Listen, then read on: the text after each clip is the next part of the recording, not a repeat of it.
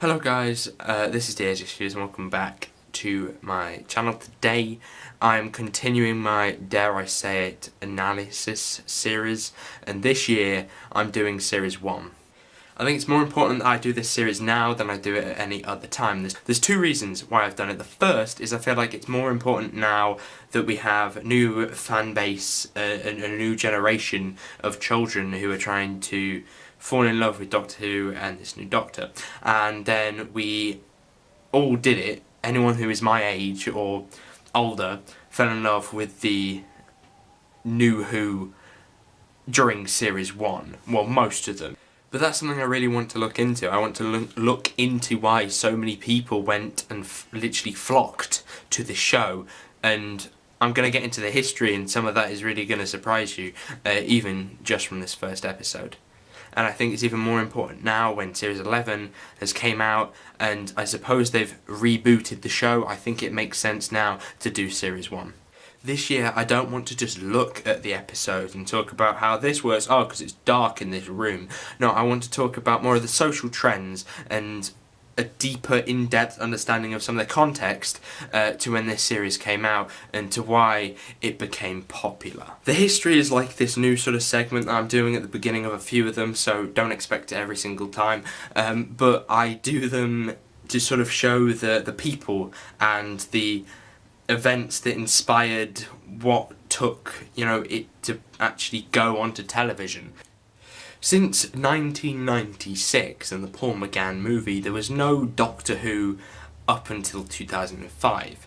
And this was because Russell T Davies basically begged the BBC to have the series redone. But RTD was not the only person that wanted Doctor Who to come back. The fan base is calling out for the show to come back as soon as it was cancelled. It was the love and the devotion of the fanbase that then brought Doctor Who back in 2005. Imagine the pressure that the cast and the production crew and just about everybody involved was under as they tried to please these really harsh critics of a fanbase. I really think that Christopher Eccleston said it best in an interview that I found for BBC News before the show was actually aired, but I actually found it on the Blu-ray disc. Sorry, probably should say, just as a little side note, this is not my own, this is stolen from the BBC. You're welcome. Now, you have to be prepared, of course, as soon as you become the Doctor, you will, for the rest of your life, have a large number of fans who want to write letters to you. Have you... I might have enemies, might have a large number of enemies. Depends what they feel about me. Have the first look at the first. What sort of... It is painful when people attack it, I'll be honest with you. There's been a couple of early reviews and they've attacked us, and it's painful. You accept it, you take it on the chin, but when you've worked as hard as we have with so much love, you hope you'll get some of it back. I did just want to say that it is painful. I won't pretend it isn't, because there are huge expectations from huge. people who, it's their childhoods, isn't it? Yeah, that people that's are right. Comparing against. And as I say, I respect that loyalty to the old series. The classic elements of this series are there: the Daleks, the TARDIS, the Doctor's persona, his aims, the central message of love life in all its forms are there, but certain other things, the furniture's been moved around a bit. The show premiered 10.81 million views, which is, a lot. 4 days later, the BBC decided to renew the show for Series 2 and then to give it a Christmas special as well for that year. I wanted to take a look at some negative reviews for the show because I'm a bit over-positive in these kind of videos, and I really wanted to see if the dark side, I suppose, to the series, because I always think that the series was always perfect because I was literally a child and I didn't have the access to the internet, well, I did, but Eccleston was called loopy. I don't even know what loopy means, but he was over-reliant on CGI. Crap effects, well, yes, it was 2005. Old-fashioned, which is an odd choice of words, and they can't let go of the past. I should probably talk about the episode now. Rose has a really sort of mundane life. Her room is messy as mine is. Luckily, you can't see all of it, but what I'm looking at is like a dump. And she has this sort of relatable life, and she moans at everything her mum makes her do, and the fact that her mum is forcing her to do things that she simply doesn't want to do, and the sigh that she pulls, and the sort of the bit of acting that she does when she gets into that elevator and has to go and take that money to the back. This shows this massive amount of boredom that she has, and she's kind of just trotting through life. She enters the darkest room. It's lit really well. It's dark enough to be eerie, but you can also see the monsters that are in there. Eerie noise adds to the effect of suspense that it's trying to build. When the Autons that aren't actually described or referenced as Autons throughout the episode and start moving, the moment when the Doctor appears himself, grabs Rose by the hand and tells her to run, really sums up the Doctor as a whole. He saves people and then he just continues to run, and he runs away from anything, which could be said for, you know, the Time War, but in this, just running away from some aliens. The young kids who saw this must have thought that the Doctor was such a character that they wanted to be, somebody who lives dangerously, who lives with such thrill in his life.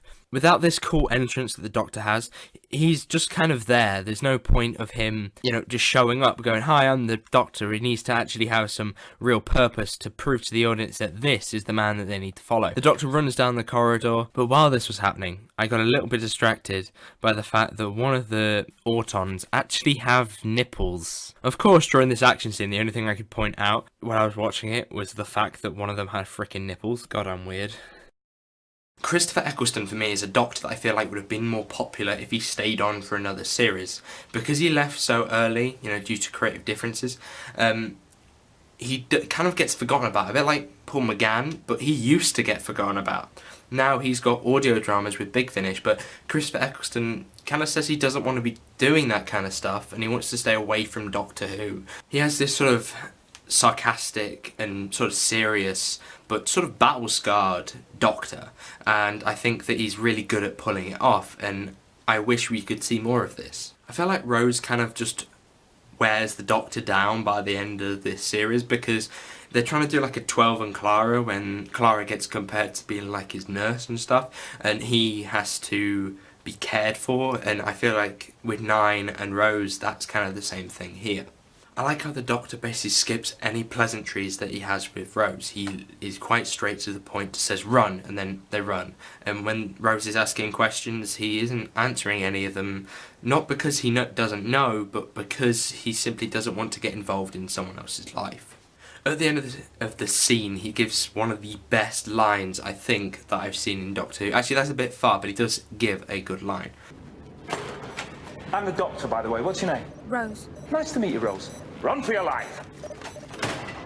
The fact that he doesn't really have any sort of pleasantries or any sort of boundary of understanding that running for your life is not a thing that people should say, just generally, that it really alienates him, and not, you know, for the terms of the audience, but just alienates him to prove that he is an alien.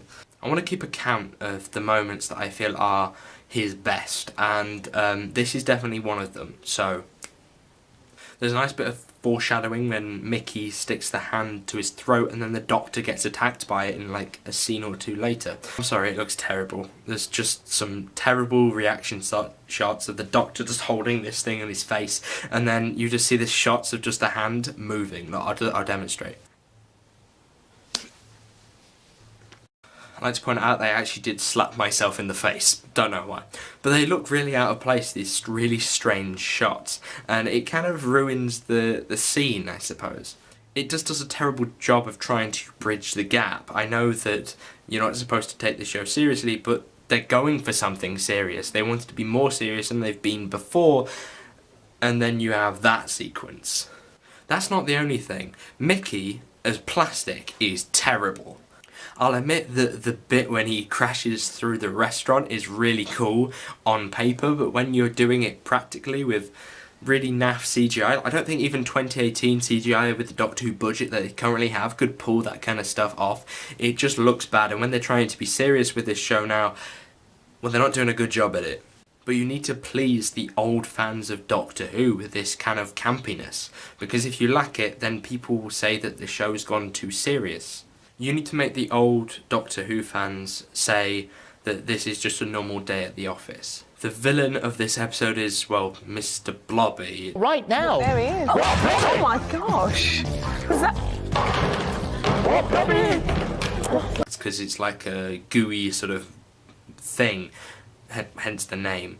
You could say that this episode just creates a kind of MacGuffin to fix it all, but at least the Doctor isn't taking it as a way of, look how clever I am, I've created a MacGuffin. No, I'm literally just finding a way to survive and to beat them. There's other little bits as well, so it's not like you've just got that and that is the only thing that you find out concludes the episode. You've got this bit with Rose when she swings across. It's a sequence, and then that kind of distracts people from how simple the actual ending is. You have a lot to do in this one episode, and it's just a regular 45-minute slot, so you can't develop the Doctor slowly. It has to be done quite quickly, and if you're doing that, then you're kind of running out of time for things like plot. So you'd have to make a simple plot for that to work. It's like the 11th Hour doesn't have...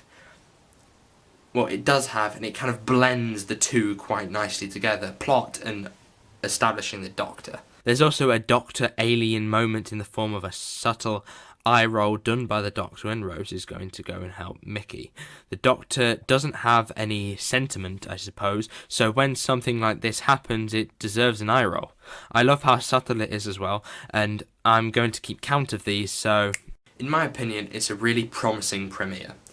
The episode finishes on its main idea, the idea that Rose, or the companion, or whoever it is who travels with the Doctor, can go and see anything. When she runs towards the TARDIS, she's walking into absolutely anything, which means that we could go anywhere, and that kind of excites you to see what they're going to do next. I'd just like to say that the stakes in this episode are actually higher than they are in most of Series 11. If you like this episode, of this weird new series, then please like and subscribe for more of them, because I'm doing them anyway. But I'd just like to point out the fact that I actually wrote this entire video down. I don't know how closely I've actually stuck to it, if I'm honest, because I may cut some stuff, but I've thoroughly enjoyed filming it for half an hour, and now I'm going to go to bed. Hopefully you enjoyed this video. If you did, make sure you give it a like, I'd really appreciate it, and subscribe if you're new. Plenty of Doctor Who videos coming out, even though we haven't got any Doctor Who this year. It's always fun. Anyway, thank you, and I shall see you soon. Goodbye.